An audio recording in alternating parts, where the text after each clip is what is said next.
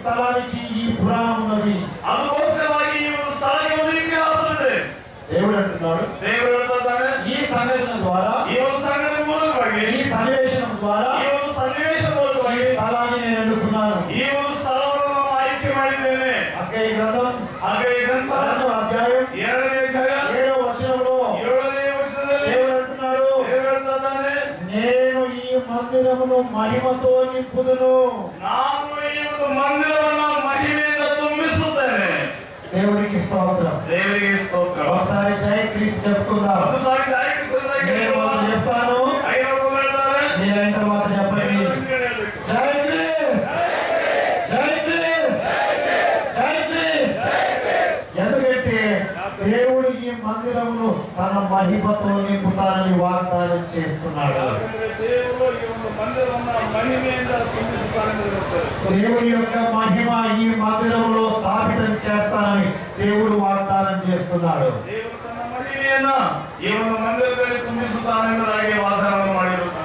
ఇది మానవ కార్యము కాదు, ఇది దేవుని కార్యము. ఈ స్థలాన్ని దేవుడు ఎన్నుకున్నాడు. ఈ స్థలమును దేవుడు ఆయుధపడతాడు. దేవుడు ఈ స్థలంలో మందిరం నిర్మిస్తానంటున్నాడు. ఈ మందిరంలో తన యొక్క మహిమను ఉంచుతానని అంటున్నాడు. అందువల్లకే మనము దేవుడికి జయ క్రీస్తు చెబుతున్నాము. ఇది మనం జ్ఞాపకం ఉంచుకోవాలని ప్రియులారా. ఈ స్థలంలో దేవుడి యొక్క ఆలయంలో ఆయన మహిమను నెలకొల్పుతానంటున్నాడు. ఈ ಒಂದು ಸ್ಥಳದಲ್ಲಿ ದೇವರು ತನ್ನ ಮಂದಿರವನ್ನು ಕಟ್ಟಿ ಮಹಿಮೆಯನ್ನು ತುಂಬಿಸುತ್ತಾನೆ. అవును, యెషయాకు దేవుడు ఆలయంలో ఇచ్చినటువంటి దర్శనం మనకు తెలిసిందే. ఆ యెషయానికి ಬಂದಂತ ದೇವರ ದರ್ಶನ ನಮಗೆ ಗೊತ್ತಾಗಿದೆ. ఆ ఆకాశము ఆయన సింహాసనము, ఆకాశవాద సింహాసనము, ఈ భూమి ఆయన పాదపీఠము, ఈ భూమి ఆయన పాదపీఠము. ఈ దారులో, ఈ ಒಂದು దారులో ప్రభు తన యొక్క పాదపీఠాన్ని ఏర్పరచుకొని దేవుడు తన పాదపీఠమును ಇಲ್ಲಿ ఏర్పాటు ಮಾಡಿಕೊಂಡು ఆయన దేవాలయాన్ని నిర్మించుకొని ఆతను తన దేవాలయమును నిర్మిಸಿಕೊಂಡು ఆ దేవాలయంలో దేవుని యొక్క మహిమను నిలుపుతానని వాగ్దానం చేశాడు. ఆ ಒಂದು ದೇವಾಲಯದ ದೇವರು ತನ್ನ ಒಂದು ಮಹಿಮೆಯನ್ನು ತುಂಬಿಸುತ್ತೇನೆ ಎಂದು ಹೇಳಿದರೆ ವಾಗ್ದಾನ. రానయ్యున్నటువంటి తరాలు ಬರುವಂತ మన పిల్లలు, ನಮ್ಮ ಮಕ್ಕಳು, పిల్లల పిల్లలు, ఆ మಕ್ಕಳ మಕ್ಕಳು, ఆ పిల్లల పిల్లలు, ఆ మಕ್ಕಳ మಕ್ಕಳು తరతరములుగా తరతరాలుగా దేవుని యొక్క మహిమను అనుభవించడానికి దేవుడు తన యొక్క వాగ్దానం మనకిస్తున్నాడు. ದೇವರ ಅನುಭವವನ್ನು ಹಂಚಿಕೊಳ್ಳಬೇಕು, ಆನಂದ ಪಡಬೇಕೆಂಬುದಾಗಿ ದೇವರು ಇಲ್ಲಿ ಒಂದು ಸ್ಥಳದಲ್ಲಿ ದೇವಾಲಯವನ್ನು ಕಟ್ತಾ ಇದ್ದಾನೆ. ఒక రెండవ వాగ్దానం దేవుడు మనకిస్తున్నాడు. ಎರಡನೇ ವಾಗ್ದಾನವನ್ನು ದೇವರು ನಮಗೆ ಕೊಡ್ತಾ ಇದ್ದಾನೆ. హగ్గయి గ్రంథము 2వ అధ్యాయము 9వ వచనము 9ನೇ ವಚನ. ప్రభు అంటున్నాడు, స్వామి ಹೇಳ್ತಿದ್ದಾನೆ, ఈ స్థలమందు ಈ ಸ್ಥಳದಲ್ಲಿ నేను సమాధానమును నిలుపుతాను. ನಾನು ಸಮಾಧಾನವನ್ನು ಅನುಗ್ರಹಿಸುವೆನು ಎಂಬುದಾಗಿ. జయ క్రీస్తు చెప్పుకుందాం. జయ క్రీస్తు చెప్పుకుందాం. నేను మొదలు చెప్తాను. ఆయన ಹೇಳ್ತಾರೆ, జయ క్రీస్తు, జయ క్రీస్తు, జయ క్రీస్తు, జయ క్రీస్తు, జయ క్రీస్తు. జయ క్రీస్తు. ఎందుకంటే దేవుడు ఈ స్థలంలో తన యొక్క సమాధానాన్ని నిలుపుతానని వాగ్దానం చేశాడు. ಯಾಕಂದ್ರೆ ದೇವರು ಈ ಒಂದು ಸ್ಥಳದಲ್ಲಿ ಸಮಾಧಾನವನ್ನು ಅನುಗ್ರಹಿಸುತ್ತೇನೆ ಎಂಬುದಾಗಿ ಹೇಳ್ತಾರೆ. సమాధానానికి అధిపతి అయిన దేవుడు, ಸಮಾಧಾನಕ್ಕೆ ಅಧಿಪತಿಯಾಗಿರುವ ದೇವರು. ఏలయనగా మనకు శిశువు పుట్టును, ಯಾವಾಗ ನಮಗೆ ಮಗು ಹುಟ್ಟುತ್ತದೋ ఆయన సమాధానకర్త. ಆದರೂ ಸಮಾಧಾನ ಅರ್ಥ.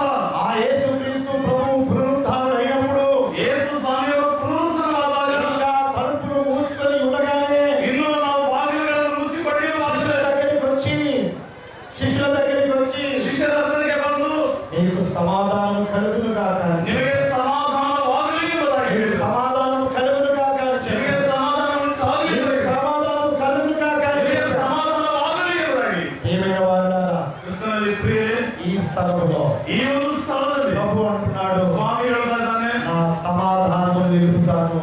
ನನ್ನ ಸಮಾಧಾನವನ್ನು ಅನುಗ್ರಹಿಸುತ್ತೇನೆ ಎಂಬುದಾಗಿ. ఇక్కడికి వచ్చినటువంటి భక్తులను ಇಲ್ಲಿ ಬಂದಿರತಕ್ಕಂಥ ಭಕ್ತಾದಿಗಳಿಗೆ ఎన్నో సమస్యలతో సతమతమై వచ్చేవారు. ಆ ಎಷ್ಟೋ ಸಮಸ್ಯೆಗಳಿಂದ ಇಲ್ಲಿಗೆ ನೀವು ಬಂದಿರುತ್ತೀರಿ. నిరాశ నిస్పృహల మధ్య కొట్టుకలాడుతూ దేవుని సన్నిధానంకి వచ్చిన వారు, ನಿರಾಶೆಗಳಿಂದ ಜಗಳ ತಂಟೆಗಳಿಂದ ವೈಮನಸ್ಸುಗಳಿಂದ ಎಷ್ಟೋ ಜನರು ಇಲ್ಲಿ ಕೂಡಿ ಬಂದಿರುತ್ತೀರಿ.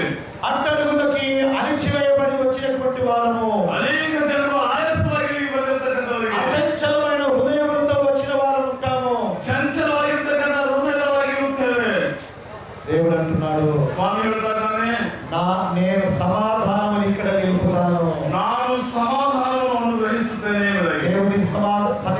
వచ్చిన ప్రతి వారు ದೇವರ ಸನ್ನಿಧಾನಕ್ಕೆ ಬಂದಿರತಕ್ಕಂಥ ಪ್ರತಿಯೊಬ್ಬರು తన సమస్యలను ఇక్కడ పెట్టి ನಿಮ್ಮ ಸಮಸ್ಯೆಗಳನ್ನು ಇಟ್ಟು ప్రభు పాద సన్నిధానంలో పెట్టి ಪ್ರಭು ದೇವರ ಸನ್ನಿಧಾನದಲ್ಲಿ ಇಟ್ಟು సమాధానంతో ఇంటికి వెళ్ళవచ్చు. ಸಮಾಧಾನದಿಂದ ನಿಮ್ಮ ಮನೆಗಳಿಗೆ నిరాశతో వచ్చిన వారము ನಿರಾಶೆಯಿಂದ ಬಂದಿರತಕ್ಕಂಥವರು దేవుని సమాధానాన్ని పుచ్చుకొని లోకంలోనికి వెళ్ళవచ్చు. ದೇವರ ಸಮಾಧಾನ ಹೊಂದಿಕೊಂಡು ನಿಮ್ಮ ಊರುಗಳಿಗೆ ಹೋಗಬಹುದು.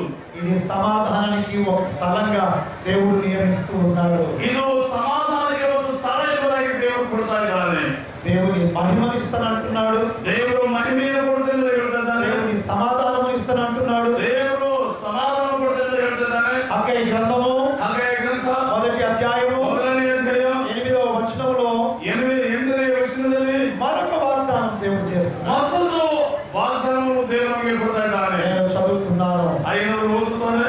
ఈ మందిరమును కట్టిన ఎడల దాని యందు నేను సంతోషించి నన్ను ఘనపరచుకొందును.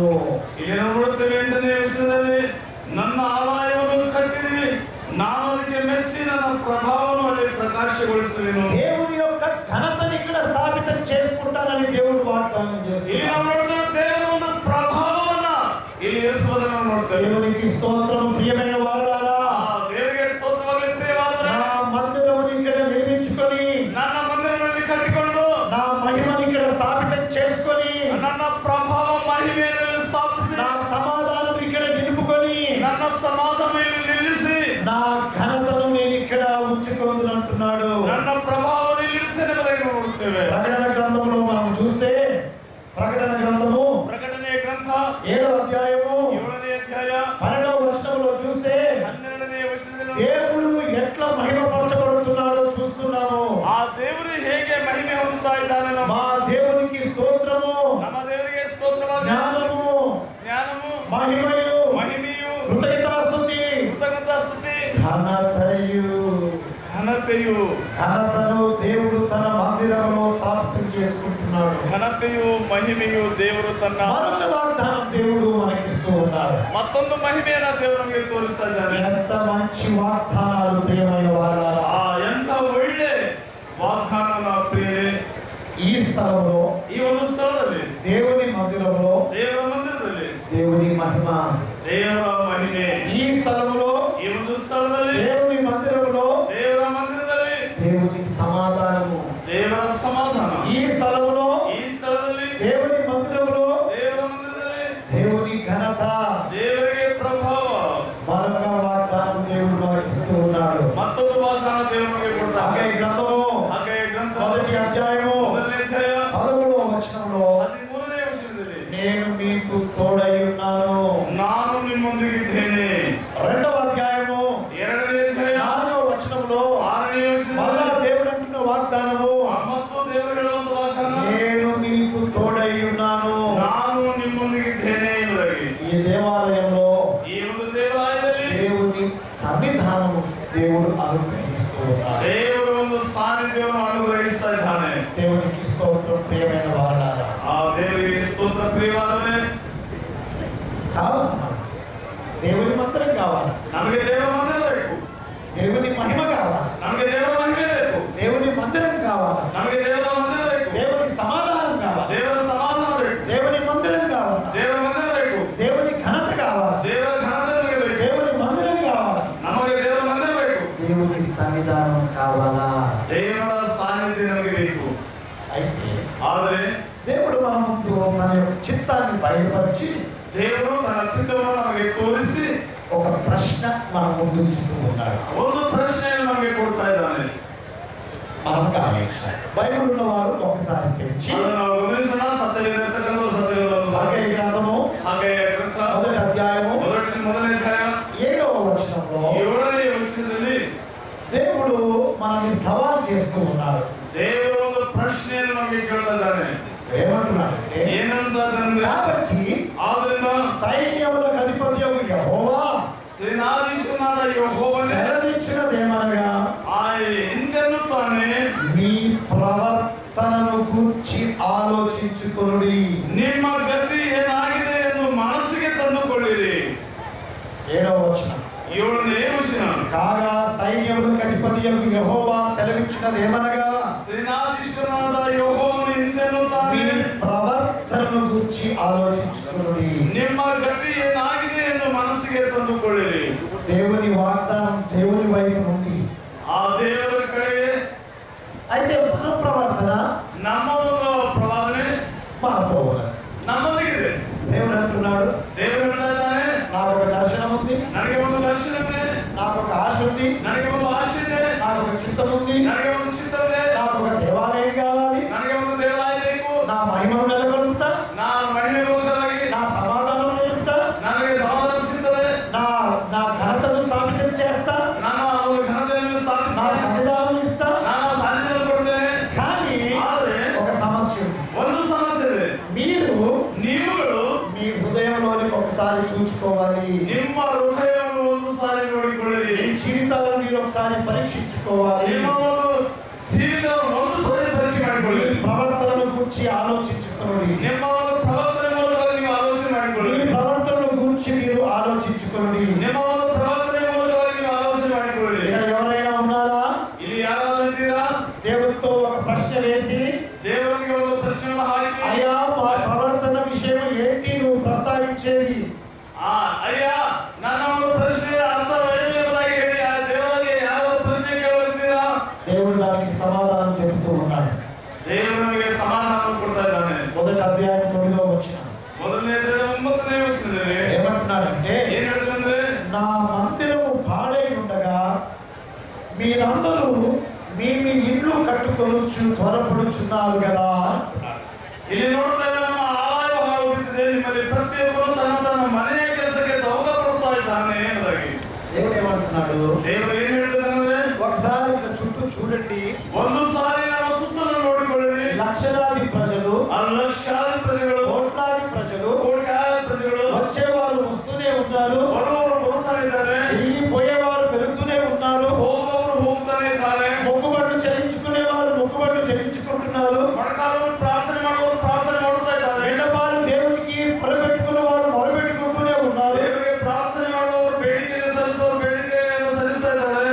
ప్రియమైన వారలారా, ಕ್ರಿಸ್ತನಲ್ಲಿ ಪ್ರಿಯರೇ, ఈ పరిస్థితులు ఇట్లుండగా ಇಂಥ ಒಂದು ಪರಿಸ್ಥಿತಿಯಲ್ಲಿರುವಾಗ మీరు మాత్రము, ನೀವು ಮಾತ್ರ, మీలో ఉన్న అనేకులు, ನಿಮ್ಮಲ್ಲಿರ್ತಕ್ಕಂಥ ಅನೇಕ వచ్చినటువంటి అనేక భక్తులు ಬಂದಿರ್ತಕ್ಕಂಥ ಅನೇಕ ಭಕ್ತರು నా మందిరము ఈ స్థితిలో ఉండగా ನನ್ನ ಒಂದು ಮಂದಿರ ಈ ಸ್ಥಿತಿಯಲ್ಲಿರುವಾಗ మీరు మాత్రము ನೀವು ಮಾತ್ರ మీ ఇండ్లు కట్టుకోవట్లో ನೀವು ನಿಮ್ಮ ಮನೆಗಳನ್ನು ಕಟ್ಟಿಕೊಳ್ಳ చాలా త్వరపడుచున్నారు, ಬಹಳ ತವಕ ಪಡುತ್ತಾ ಇದ್ದೀರಿ, చాలా ఆత్రపడుచున్నారు, ಬಹಳ ಆತುರ ಪಡುತ್ತಾ ಇದ್ದೀರಿ, భూములు కొనుక్కుంటున్నారు, భూములు కొనుక్కుంటున్నారు, ಭೂಮಿಯನ್ನು ಕೊಂಡುಕೊಳ್ತಾ ಇದ್ದೀರಿ, ప్లాట్లు కొనుక్కుంటున్నారు, ಪ್ಲಾಟ್ಗಳನ್ನು ಕೊಂಡುಕೊಳ್ತಾ ಇದ್ದೀರಿ, ఇండ్లు కట్టుకుంటున్నారు, ಮನೆಗಳನ್ನು ಕಟ್ಟಿಕೊಳ್ತಾ ಇದ್ದೀರಿ, ఓ పెద్ద పెద్ద మోటార్లు కొనుక్కుంటున్నారు, ದೊಡ್ಡ ದೊಡ್ಡ ಮೋಟರ್ಗಳನ್ನು ಕೊಂಡುಕೊಳ್ತಾ మంచి ಇದ್ದೀರಿ, మంచి బ్యాంక్ బ్యాలెన్స్ పెట్టుకుంటున్నారు, ಒಳ್ಳೊಳ್ಳೆ ಬ್ಯಾಂಕ್ ಬ್ಯಾಲೆನ್ಸ್ ಇಟ್ಟುಕೊಳ್ತಾ ಇದ್ದೀರಿ, బంగారు నగలు చేయించుకుంటున్నారు. ಸುಂದರವಾದ ಬಂಗಾರವನ್ನು ಕೊಳ್ಳೆ ಹಾಕಿಕೊಳ್ತಾ మీ ಇದ್ದೀರಿ. ప్రవర్తనను గురించి ఆలోచించండి. ನಿಮ್ಮ ಒಂದು ಗತಿಗೋಸ್ಕರವಾಗಿ ಆಲೋಚನೆ ಮಾಡಿರಿ. నా మందిరము మాత్రము ఇదే స్థితిలో ఉన్నది, ನನ್ನ ಮಂದಿರವು ಮಾತ್ರ ಇದೇ ಸ್ಥಿತಿಯಲ್ಲಿದೆ, మీ ఇళ్ళు మాత్రము చక్కటి స్థితిలో ఉంటూ ఉన్నవి. ನೀವು ಮಾತ್ರ ಬಹಳ ಸುಂದರವಾಗಿ ಚೆನ್ನಾಗಿದ್ದೀರಿ. ఇందు విషయమై మీరు మీ ప్రవర్తనను గురించి ఆలోచించుకోవాలి. ಇವತ್ತಿನ ದಿವಸದಲ್ಲಿ ನಿಮ್ಮ ಒಂದು ಪ್ರವರ್ತನೆ ಮೂಲಕವಾಗಿ ನೀವು ಆಲೋಚನೆ ಮಾಡಿಕೊಳ್ಳಿರಿ. 4వ వచనం ఏమంటున్నారంటే, 4ನೇ ವಚನ ಏನ್ ಹೇಳ್ತಂದ್ರೆ, ఈ మందిరము పాడై ఉండగా ಈ ಆಲಯವು ಹಾಳು ಬಿದ್ದಿದೆಯಲ್ಲ, మీరు సరపి వేసిన ఇంట్లో నివసించుట ఇది సమయమా? ಸ್ವಂತ ಮನೆಗಳಲ್ಲಿ ವಾಸಿಸುವುದಕ್ಕೆ ಈ ಸಮಯವು ತಕ್ಕದು ಎಂಬುದಾಗಿ ప్రభు మనతో మాట్లాడుతున్నాడు. ಸ್ವಾಮಿ ನಮ್ಮೊಂದಿಗೆ ಮಾತನಾಡ್ತಾ ಇದ್ದಾನೆ. దేవుడు మన హృదయాలను పరీక్షించుకోమని చెబుతున్నాడు. ದೇವರು ನಮ್ಮ ಹೃದಯವನ್ನು ಪರೀಕ್ಷಿಸಿಕೊಳ್ಳಿ ಎಂಬುದಾಗಿ ಹೇಳ್ತಾ ಇದ್ದಾನೆ. నా మందిరము కంటే నీ ఇల్లు ఇంకా సొగసుగా ఉందా? ನನ್ನ ಮಂದಿರಕ್ಕಿಂತ ನಿಮ್ಮ ಮನೆ ಇನ್ನೂ ಸುಂದರವಾಗಿದೆಯಾ? అయితే ఒక విషయం, ಆದರೆ ಒಂದು ವಿಷಯ, నా మందిరం ఈ రీతిగా ఉండగా ನನ್ನ ಮಂದಿರ ಹೀಗೆ ಇರುವುದರಿಂದ అరంబి వేసిన ఇంట్లో మీరు నివసించుట ఇది సమయమా? ಇದು ನಾವು ನೋಡ್ತೇವೆ, ಒಳಗೋಡೆಗಳಲ್ಲಿ ಹಲಗೆಯನ್ನು ಹೊಲಿಸಿಕೊಂಡು ಸ್ವಂತ ಮನೆಗಳಲ್ಲಿ ఇది ವಾಸಿಸುವುದು సమంజసమా? ಇದು ಸಮಯವೋ, ఇది న్యాయమా ಇದು ನ್ಯಾಯವೋ అని ప్రభు ఇక్కడ చేరిన భక్తులతో సూటిగా మాట్లాడుతున్నారు. ಇಲ್ಲಿ ಸೇರಿರ್ತಕ್ಕಂಥ ಪ್ರತಿಯೊಬ್ಬ ಭಕ್ತರಿಗೆ ದೇವರು ಈ ರೀತಿಯಾಗಿ ಒಂದು ಪ್ರಶ್ನೆಯನ್ನು ಮಾಡ್ತಾ ಇದ್ದಾನೆ. ప్రియమైన వారలారా, ಕ್ರಿಸ್ತನಲ್ಲಿ ಪ್ರಿಯರೇ, 90 సంవత్సరాలు గడిచిపోయింది. 90 ವರ್ಷಗಳು ಕಳೆದು ಹೋಗಿವೆ. 2వ వచనంలో ప్రభు మన మనస్తత్వాన్ని బయటపెడుతున్నాడు. ಇಲ್ಲಿ 2ನೇ ವಚನ కొంతమంది మనం ఏమనుకుంటామంటే ಕೆಲವು ಜನ ನಾವೇನ್ ಹೇಳ್ಕೊಳ್ತಾರೆ, సమయం ఇంకా రాలేదు, ಸಮಯ ಇನ್ನೂ ಬರಲಿಲ್ಲ ಎಂಬುದಾಗಿ. యెహోవా మందిరము కట్టుటకు ಯೆಹೋವನ ಮಂದಿರವನ್ನು ಕಟ್ಟುವುದಕ್ಕೆ సమయం ఇంకా రాలేదు ಸಮಯ ಇನ್ನೂ ಬಂದಿಲ್ಲ. ఈ జనులు చెబుతున్నారే. ಈ ಜನರು ಹೇಳುತ್ತಿದ್ದಾರೆ. ప్రియమైన వాళ్ళారా, ಕ್ರಿಸ್ತನಲ್ಲಿ ಪ್ರಿಯವಾದವರೇ, దేవుడు మనతో మాట్లాడుతున్నాడు. ದೇವರು ನಮ್ಮೊಂದಿಗೆ ಮಾತಾಡ್ತಾ ಇದ್ದಾನೆ. మన ఆలోచనల గురించి దేవుడు బయట చెబుతున్నాడు. ನಮ್ಮ ಆಲೋಚನೆ ನಿಮಿತ್ತವಾಗಿ ದೇವರು ಹೊರಗಡೆ ಹೇಳ್ತಾ ಇದ್ದಾನೆ. దేవుడు మన మనసును ఎరిగి ఉన్నాడు. ದೇವರು ನಮ್ಮ ಮನಸ್ಸುಗಳನ್ನು ತಿಳಿದುಕೊಂಡಿದ್ದಾನೆ. మన తలంపులు ఎరిగి ఉన్నాడు. ನಮ್ಮ ಆಲೋಚನೆಗಳನ್ನು ಆತನು మన ಬಲ್ಲವನಾಗಿದ್ದಾನೆ. జీవిత విధానం ఎరిగి ఉన్నాడు. ನಮ್ಮ ಜೀವಿತ ವಿಧಾನಗಳು ಆತನು ಗೊತ್ತಿವೆ. కొంతమంది అనుకుంటారు ಕೆಲವು ಜನರು ಅಂದುಕೊಳ್ತಾರೆ, ఆయన ఇప్పుడు కాదులే, ಅದು ಇವಾಗ ಆಗುವುದಿಲ್ಲ ಎಂಬುದಾಗಿ. ఆయన ఇప్పట్లో కాదులే, ಅದು ಇವಾಗ ಆಗುವುದಿಲ್ಲ ಎಂಬುದಾಗಿ. అది ఇంతట్లో కాదులే, ಇದು ಇಷ್ಟೊತ್ತಿಗೆ ಆಗುವುದಿಲ್ಲ ಎಂಬುದಾಗಿ. ఇంకా సమయం రాలేదు, ಇನ್ನ ಅದಕ್ಕೆ ಸಮಯ ಬಂದಿಲ್ಲ ಎಂಬುದಾಗಿ. ఇంకా సమయం ఉంది ಇನ್ನೂ ಸಮಯವಿದೆ అని జనులు చెప్పుకుంటున్నారు. ಹೀಗೆ ಜನರು ಅಂದುಕೊಳ್ತಾ ಇದ್ದಾರೆ. దేవుడు అంటున్నాడు, ದೇವರು ಹೇಳ್ತಿದ್ದಾನೆ, అందుకొరకే ಅದಕ್ಕೆ మీ హృదయంతో మిమ్మల్ని మీరు మాట్లాడుకోండి. ಆ ನಿಮ್ಮ ಹೃದಯದಲ್ಲಿ ನಿಮ್ಮನ್ನು ನೀವು ಮಾತಾಡಿಕೊಳ್ಳಿರಿ. ఇలాంటి ఆలోచనలు ఉన్నవా? ಇಂಥ ಆಲೋಚನೆ ಇದೆಯಾ? ఇలాంటి తలంపులు ఉన్నవా? ಇಂಥ ಆಲೋಚನೆಗಳಿವೆಯಾ? ఇలాంటి విధానం ఉన్నదా? ಇಂಥ ವಿಧಾನಗಳಿವೆಯಾ? ప్రియమైనటువంటి వాళ్ళారా, ಇಸ್ರಾಯೇಲ್ ಪ್ರಿಯರೇ, ఇలాంటి ఆలోచన పక్కకు పెట్టాలి. ಇಂಥ ಆಲೋಚನೆಯನ್ನು ಪಕ್ಕಕ್ಕಿಡಬೇಕು. ఇలాంటి విషయాన్ని పక్కకు పెట్టాలి. ಇಂಥ ಆಲೋಚನೆಯನ್ನು ಪಕ್ಕಕ್ಕಿಡಬೇಕು. ప్రభు అంటున్నాడు, ಸ್ವಾಮಿ ಹೇಳ್ತಿದ್ದಾನೆ, రండి ಬನ್ನಿರಿ, రండి, ಬನ್ನಿರಿ, జెరుబ్బాబెలు, ಜೆರುಬ್ಬಾಬೆಲನೇ, రా నాయనా, ಬಾ ತಂದೆ, యెహోషువ, ಯೆಹೋಷುವನೇ, రా నాయనా, ಬಾ ತಂದೆ, జనులారా, ಆ ಜನಗಳೇ, రండి, ಬನ್ನಿರಿ, భక్తులారా, ಭಕ್ತರೇ, రండి, ಬನ್ನಿರಿ, దావీదున్నారా, ಆ దావీదున్నారా, ದಾವೀದನಿದ್ದಾರೆ, మరియమ్మలున్నారా, మరియమ్మನಿದ್ದಾರೆ, సరితలున్నారా, ಸೈತಾನನಿದ್ದಾರೆ, వినోదులున్నారా, ವಿನೋದನಿದ್ದಾರೆ, ఏ పేరుతో నువ్వు ఇక్కడ కూర్చున్నావు? ಯಾವ ಹೆಸರಿನಿಂದ దేవుడు నిన్ను పిలుస్తున్నాడు. ಹೆಸರಿಟ್ಟು ధైర్యం తెచ్చుకోండి, ಧೈರ್ಯ ತಂದುಕೊಳ್ಳಿರಿ. పనికి పూనుకోండి. ಆ ಕಟ್ಟೋಣ ಬನ್ನಿರಿ, నేను మీకు తోడై ఉన్నాను. ನಾನು ನಿಮ್ಮೊಂದಿಗಿದ್ದೇನೆ. దేవునికి స్తోత్రం. ప్రియులారా, ದೇವರಿಗೆ ಸ್ತೋತ್ರ ಪ್ರಿಯರೇ. జై క్రీస్తు మనం చెప్పుకుందాము. ಮತ್ತೊಂದು ಸಾರಿ ನಾವು ಜೈ ಕ್ರಿಸ್ತ నేను ಹೇಳುವ. చెప్పుకోను, నాలుగు చెప్పండి. ಐದವರು ಹೇಳುತ್ತಾರೆ, ಮೊದಲನೇದಾಗಿ ನಾವು ಆಮೇಲೆ ಹೇಳುವ. జై క్రీస్తు, ಜೈ ಕ್ರಿಸ್ತ, జై క్రీస్తు, ಜೈ ಕ್ರಿಸ್ತ, జై క్రీస్తు. ಜೈ ಕ್ರಿಸ್ತ. దేవునికి స్తోత్రం. ప్రియమైన వాళ్ళారా, ಆ ದೇವರಿಗೆ ಸ್ತೋತ್ರವಾಗಲಿ ಪ್ರಿಯರೇ. ఇక్కడ ಇಲ್ಲಿ నేను ఒక బండ చూశాను. అక్కడ ఒక బండ ఉన్నది. ಇಲ್ಲಿ ಒಂದು ಬಂಡೆ ಇದೆ.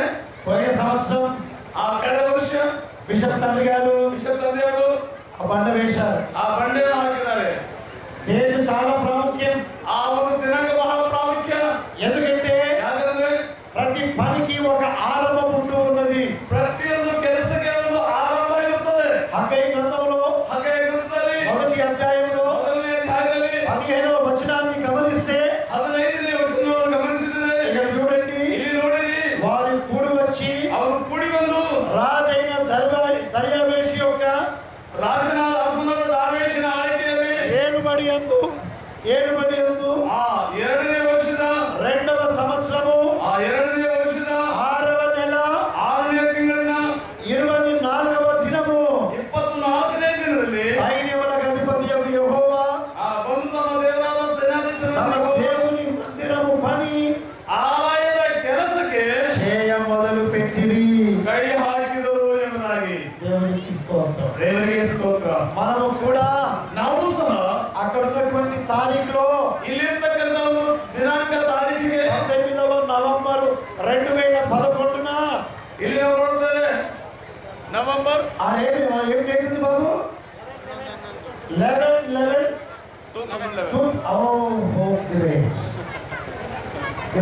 చాలా గొప్ప తారీఖు అక్కడ ఉంది. ಅಲ್ಲಿ ಬಹಳ ದೊಡ್ಡ 11వ తారీఖు 11ನೇ ತಾರೀಕು 11వ నెల 11ನೇ ತಿಂಗಳು 11వ సంవత్సరం 2011ನೇ ಇಸವಿ మనం పునాది రాయి వేసుకున్నాం. ನಾವು ಪುನಾದಿಯ ಕಲ್ಲನ್ನು ಹಾಕಿದ್ದೇವೆ. మందిరపు పనిని ఆరంభించుకున్నాం. ನಾವೊಂದು ಕೆಲಸವನ್ನು ಪ್ರಾರಂಭಿಸಿದ್ದೇವೆ. దేవుడు మనకు జ్ఞాపకం చేస్తూ ఉన్నాడు. ದೇವರು ನಮಗೆ ಜ್ಞಾಪಕವನ್ನು ಕೊಡ್ತಾ ಇದ್ದಾನೆ. దేవుని ప్రజలు ದೇವರ ಪ್ರಜೆಗಳು ఎప్పుడైనా ಯಾವಾಗಾದರೂ దేవుని మహిమ కొరకు ದೇವರ ಮಹಿಮೆಗೋಸ್ಕರವಾಗಿ నిర్మాణం ఆరంభించుకున్నప్పుడు ನಿರ್ಮಾಣದ ಕೆಲಸವನ್ನು ಕೈಗೆತ್ತಿಕೊಂಡಾಗ దేవుని ప్రజలు చాలా ధారాళంగా ఈ పనిలో పాలు పొందారు. ಆ ದೇವರ ಮಕ್ಕಳು ಬಹಳ ಭಾರದಿಂದ ಈ ಒಂದು ಪಾಲಲ್ಲಿ ಈ ಒಂದು ಕೆಲಸದಲ್ಲಿ ಪಾಲು ತೆಗೆದುಕೊಂಡಿರುತ್ತಾರೆ. నిర్గమాకాండంలో విమోచనే కాండ నిర్గమాకాండము విమోచనే కాండ 36వ అధ్యాయము 36ನೇ ಅಧ್ಯಾಯ 5వ వచనం. 5ನೇ ವಚನ. నిర్గమాకాండము విమోచనే కాండ 36వ అధ్యాయము 36ನೇ ಅಧ್ಯಾಯ 5వ వచనం. 5ನೇ ವಚನ. ప్రియులారా, ప్రియరే, ఎట్లా మన పూర్వీకులు దేవుని సేవలో పాల్గొన్నారు అదే విధముగా ఈ దినమున మనము పాల్గొనాలని దేవుడు ఆశపడుతున్నారు. ನಮ್ಮ ಪೂರ್ವಿಕರು ಕಳೆದ ಅಂದ್ರೆ ಅವರ ಒಂದು ಜೀವಿತದಲ್ಲಿ ದೇವರ ಒಂದು ಸೇವೆ ನಿಮಿತ್ತವಾಗಿ ಯಾವ ರೀತಿಯಲ್ಲಿ ಪಾಲ್ಗೊಂಡ್ರು ಅದೇ ರೀತಿಯಲ್ಲಿ ನಾವು ಸಹ పాల్గొనప్పుడు ಮೊದಲನೇ ವಿಷಯ మన పని ఏంటో ఇక్కడ కనబడుతుంది. ಇಲ್ಲಿ ನಮ್ಮ ಕೆಲಸವನ್ನು పరిశుద్ధ స్థలము యొక్క సేవ నిమిత్తము ಪರಿಶುದ್ಧ ಕೆಲಸದ ಒಂದು ಸೇವೆ ನಿಮಿತ್ತವಾಗಿ మోషే ఒక ఆజ్ఞనిచ్చాడు. ಮೋಶೆ ಒಂದು ಆಜ್ಞೆಯನ್ನು ಕೊಟ್ಟಿರುತ್ತಾನೆ. ప్రజలను నియమించి చేశాడు. ಆ ಪ್ರಜೆಗಳಿಗೆ ನೇಮಿಸಿ ಅದನ್ನು ಆಯ್ಕೆ ಮಾಡಿದ್ದಾನೆ. ఆ ప్రజలు ಆ నాయకులు మోషే దగ్గరికి వచ్చి ಮೋಶೆ ಹತ್ರಕ್ಕೆ ಬಂದು ఏమంటున్నారంటే, ಏನ್ ಹೇಳ್ತಾರೆ, చేయవలెనని యెహోవా ఆజ్ఞాపించిన పని విషయమై సేవ కొరకు ప్రజలు కావలసిన దానికంటే బహు విస్తారముగా తీసుకొని వచ్చిరని చెప్పాను. ಇಲ್ಲಿ ನಾವು ನೋಡ್ತೇವೆ ಮತ್ತು ಬೇರೆ ಜ್ಞಾನಗಳು ಅಂದರೆ ಯೆಹೋವನಿಂದ ಜ್ಞಾನ ವಿವೇಕಗಳನ್ನು ಹೊಂದಿ ದೇವ ಮಂದಿರವನ್ನು ನಿರ್ಮಿಸುವ ಕೆಲಸಕ್ಕೋಸ್ಕರ ಬೇಕಾದ ಸಕಲ ವಿಧವಾದ ವಸ್ತುಗಳನ್ನು ಮಾಡುವ ಕ್ರಮ ತಿಳಿದಿರುವವರು ಅವರೊಂದಿಗೆ ಕೆಲಸ ಮಾಡುವರು. ಅದನ್ನು దేవునికి స్తోత్రం ప్రియులారా. ದೇವರಿಗೆ ಸ್ತೋತ್ರ ಪ್ರಿಯರೇ. దేవుని పిలుపు వచ్చినప్పుడు ದೇವರು ಕರೆಗೆ ಬಂದಾಗ దేవుని దైవాలయ నిర్మాణం కొరకు ದೇವರ ಒಂದು ಮಂದಿರದ ಒಂದು ನಿರ್ಮಾಣ దేవుని చిత్తము బయలుపరచబడ్డప్పుడు ದೇವರ ಒಂದು ಚಿತ್ತ ನೆರವೇರಿಸಲ್ಪಟ್ಟಾಗ కావలసిన దానికంటే ఎక్కువ వనరులు దేవుని ప్రజలించారు. ನಮಗೆ ಬೇಕಾಗಿರೋದಕ್ಕಿಂತಲೂ ಹೆಚ್ಚಾಗಿ ಪ್ರಜೆಗಳನ್ನು ಕೊಟ್ಟಿರೋದನ್ನು ನೋಡುತ್ತೇವೆ. మన దేవాలయ నిర్మాణం కొరకు ನಮ್ಮ ದೇವಾಲಯದ ನಿರ್ಮಾಣಕ್ಕೋಸ್ಕರವಾಗಿ ఈ రీతిగా మనం పాల్గొనాలని దేవుడు కోరుతున్నాడు. ಈ ರೀತಿಯಾಗಿ ನಾವು ಪಾಲು ತೆಗೆದುಕೊಳ್ಳಬೇಕಾಗಿ ದೇವರು ಕರೀತಿದ್ದಾನೆ. రెండవసారి ಎರಡನೇ ಸಾರಿ ದಾವೀದನು సొలొమోనుల కాలంలో ಸೊಲೊಮೋನನ ಒಂದು ಕಾಲದಲ್ಲಿ దేవాలయ నిర్మాణం కొరకు ದೇವಾಲಯ ನಿರ್ಮಾಣಕ್ಕೋಸ್ಕರ పిలుపు ఇచ్చినప్పుడు ಕರೆಗೆ ಬಂದಾಗ మొదటి దినవృత్తాంతముల గ్రంథం ಮೊದಲನೇ ವೃತ್ತಾಂತದ ಕಾಲದ 29వ అధ్యాయం 29ನೇ ವಚನ 6 నుండి 9 వచనాలు మనం గమనిస్తే 6 ರಿಂದ 9 వచనాలను గమనిಸಿದರೆ చాలా గొప్పగా దేవుని ప్రజలు దేవాలయ నిర్మాణంలో పాల్గొన్నారు. ಇಲ್ಲಿ ನಾವು ನೋಡ್ತೇವೆ ಅನೇಕ ಜನರು ಈ ಒಂದು ಆ ದೇವಾಲಯ ಕೆಲಸಕ್ಕೆ ತಮ್ಮ ಸಹಾಯವನ್ನು ಕೊಟ್ಟರು. 6వ వచనం చదువుతాను, ఆయన చదువుతాడు. 29వ అధ్యాయము 6వ వచనం, మొదటి దినవృత్తాంతంలో. అప్పుడు పితరులు ఇండ్లకు అధిపతులను, ఇశ్రాయేలుల గోత్రపు అధిపతులను, సహస్రాధిపతులను, శతాధిపతులను, రాజు పని మీద నియమింపబడిన అధిపతులను కలిసి ಇಲ್ಲಿ ನೋಡುತ್ತೇವೆ 6ನೇ ವಚನ, ಮೊದಲನೇ ಪೂರ್ವಕಾಲದ ವೃತ್ತಾಂತ 29ನೇ ಅಧ್ಯಾಯದ 6ನೇ ವಚನ ಹೀಗೆ ಹೇಳ್ತಂದ್ರೆ, ಇಸ್ರಾಯೇಲ್ ಗೋತ್ರ ಕುಟುಂಬಗಳ ಪ್ರಧಾನರು, ಸಹಸ್ರಾಧಿಪತಿಗಳು, ಶತಾಧಿಪತಿಗಳು, ಅರಸನ ಕೆಲಸದವರ ಮುಖ್ಯಸ್ಥರು ದೇವಾಲಯದ ಕೆಲಸಕ್ಕೋಸ್ಕರ ಸ್ವ ಇಚ್ಛೆಯಿಂದ ಎಂಬುದಾಗಿ ನೋಡುತ್ತೇವೆ.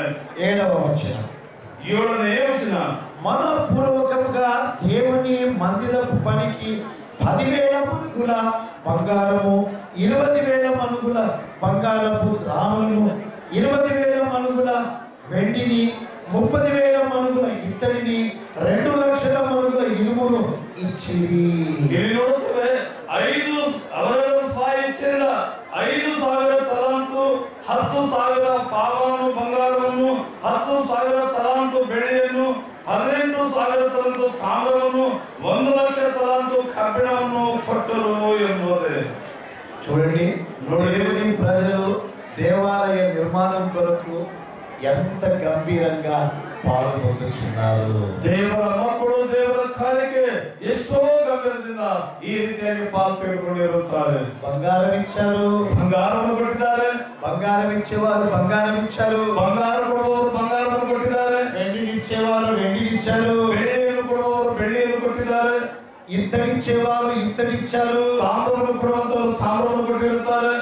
ఇనుమునిచ్చేవారు ఇనుమునిచ్చారు. ఇనుము ಕಬ್ಬಿಣವನ್ನು ಕೊಡುವವರು ಕಬ್ಬಿಣವನ್ನು ಕೊಟ್ಟರು, డబ్బులు ఇచ్చేవారు డబ్బులు ఇచ్చారు, ಹಣವನ್ನು ಕೊಡುವವರು ಹಣವನ್ನು ಕೊಟ್ಟರು, శ్రమదానం చేసేవారు శ్రమదానం చేశారు, ಶ್ರಮ ಪಡುವವರು ಶ್ರಮದಾನವನ್ನು ಕೊಟ್ಟರು, ప్రోత్సహించేవారు ప్రోత్సహించారు, ಪ್ರೋತ್ಸಾಹವನ್ನು ಕೊಟ್ಟರು. ప్రతి వారు పనికి పూనుకున్నారు. ಪ್ರತಿಯೊಬ್ಬರು ಈ ಒಂದು ಕೆಲಸಕ್ಕೆ ಕೈ ಹಾಕಿದರು. పెద్దవారు ದೊಡ್ಡವರು, చిన్నవారు, ಚಿಕ್ಕವರು, ధనికులు ಶ್ರೀಮಂತರು, పేదలు, ಬಡವರು, ప్రతివారు ಪ್ರತಿಯೊಬ್ಬರು దేవుని ఆలయ నిర్మాణం కొరకు విస్తారంగా ఇచ్చారు. ದೇವಾಲಯ ಕಟ್ಟಡದಕ್ಕೋಸ್ಕರವಾಗಿ ವಿಸ್ತಾರವಾಗಿ ಅವರು ಕೊಟ್ಟರು ಎಂಬುದಾಗಿ ನೋಡ್ತಾರೆ. 8వ వచనం, 8ನೇ ವಚನ.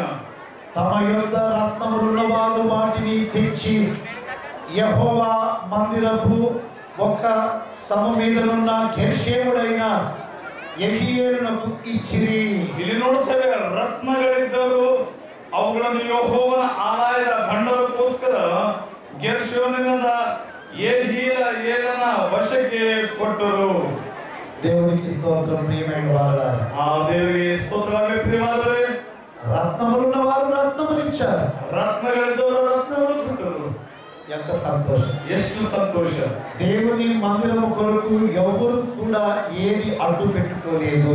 ಆ ದೇವರ ಮಂದಿರಕ್ಕೋಸ್ಕರವಾಗಿ ಯಾರು ಯಾವುದೇ ಅಭ್ಯಂತರಗಳನ್ನು ಮಾಡಿಕೊಳ್ಳರು. దేవుని వాక్యంలో మనం చూస్తూ ఉన్నాము, ದೇವರ ವಾಕ್ಯದಲ್ಲಿ ನಾವು ನೋಡ್ತೇವೆ, దేవుని ఆత్మ మిమ్మల్ని ప్రేరేపిస్తే అది దేవుని కొరకు నిశ్చయముగా నిర్వహించుకోవాలి. ದೇವರ ಆತ್ಮ ಪ್ರೇರೇಪಿಸಿದೆ ಆದರೆ ನೀವು ನಿಶ್ಚಯವಾಗಿ ನಿಮ್ಮ ಮನಸ್ಸಿನ ಅನುಕೂಲವನ್ನು ಕೊಡಬೇಕು. లేకుంటే అది దేవుడికి మొరపెడుతుంది. ಅದು ಇಲ್ಲದೆ ಹೋಗಿದೆ, ಅದು ದೇವರಿಗೆ ಮೊರೆಯಿಡುತ್ತದೆ. 9వ వచనం, 9ನೇ ವಚನ. వారు పూర్ణ మనసుతో యెహోవాకు ఇచ్చి ఉండిరి గనుక వారు అలాగు మనపూర్వకముగా ఇచ్చినందున జనులు సంతోషపడిరి. ಇಲ್ಲಿ ನೋಡ್ತೇವೆ, ಅವರು ಪೂರ್ಣ ಮನಸ್ಸಿನಿಂದಲೂ ಸ್ವೇಚ್ಛೆಯಿಂದಲೂ ಯೆಹೋವನಿಗೆ ಕಾಣಿಕೆ ಕೊಟ್ಟದಕ್ಕಾಗಿ ಜನರೆಲ್ಲರೂ ಸಂತೋಷ ಪಟ್ಟರು ಎಂಬುವಂತಹದ್ದೇ.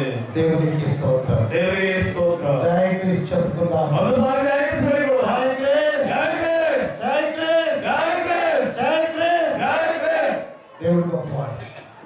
ఈ తరంలో ఉన్న మనల్ని మరొక దేవాలయం నిర్మాణం కొరకు ఆహ్వానిస్తున్నాడు. ಆ ಮತ್ತೊಂದು ಸಾರಿ ಭಾಗವಹಿಸತಕ್ಕಂಥವರೆಲ್ಲರಿಗೆ ನಾವು ದೇವರ ಮಂದಿರಕ್ಕೋಸ್ಕರವಾಗಿ ಆಹ್ವಾನಿಸುತ್ತೇವೆ. పోషకాలంలో ప్రజలు సరిపడిన దానికంటే విరివిగా ఇచ్చిన విధానంగా దేవుని మందిరం కొరకు మనం ఈసారి ఇవ్వాలి. ನಾವು ನೋಡ್ತೇವೆ, ಮೋಶೆಯ ಕಾಲದಲ್ಲಿ ಈ ಒಂದು ದೇವರ ಮಂದಿರಕ್ಕೆ ಕಟ್ಟುವುದಕ್ಕೋಸ್ಕರವಾಗಿ ಹೆಚ್ಚಾಗಿ ಅವರು ಕೊಟ್ಟರು.